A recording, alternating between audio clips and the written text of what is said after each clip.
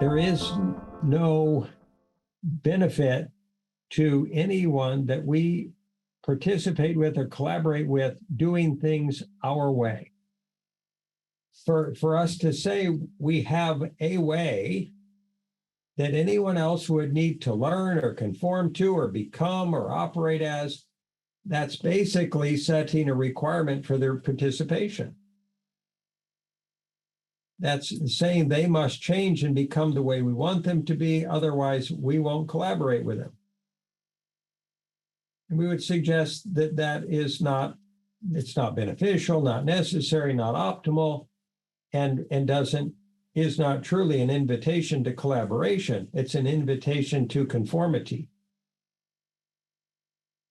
or being controlled, or them feeling controlled or limited or not able to express themselves, or not allowed to be creative, or not follow their most key motivations, whatever they may be, their interests, their skills, their creative capacity, whatever they would be moved by and fueled by. We would suggest that if we say to them first, oh no, you've got to meet these prerequisites, these specifications, these standards or requirements, that we're not, in essence, asking them to collaborate, and that we ourselves would not be operating from collaboration. Absolutely. So there no we, so to speak, of any tribal nature or dynamic or tendency, if at all possible. And we do understand that most people would say, might ask, who are you?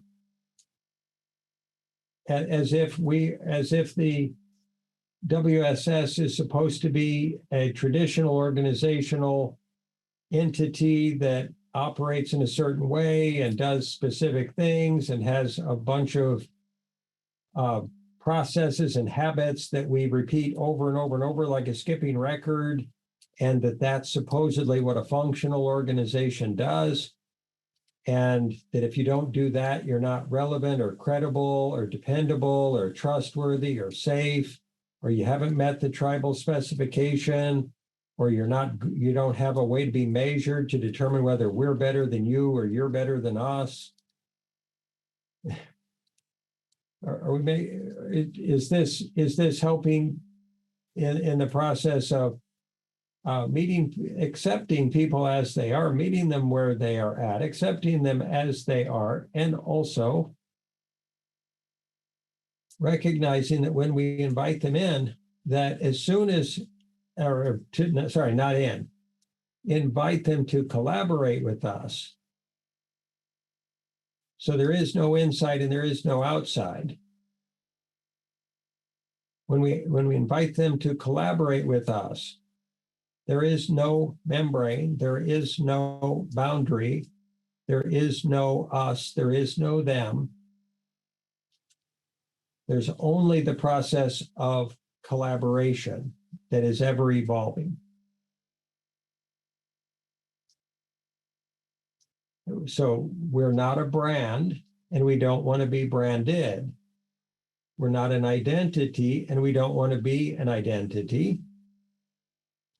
And in a world that is identity-based and brand-based, that is then leveraged and transacted upon and identified with, and so everyone says, oh, that's who they are. They're this version of tribe. They're this new packaged process of tribal dynamic, and that means they can be judged in this way or criticized in this way, or determined to be valid and necessary in this way or relevant in that way. We would suggest that's just a waste of everybody's time and energy, and can never be true.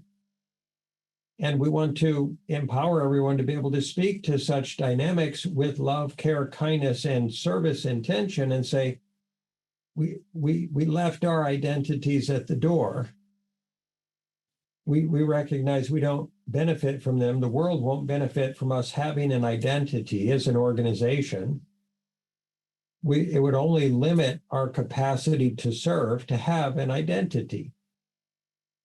It would only limit our capacity to serve, to operate within some fixed, identifiable, photographed still photo of organizational process.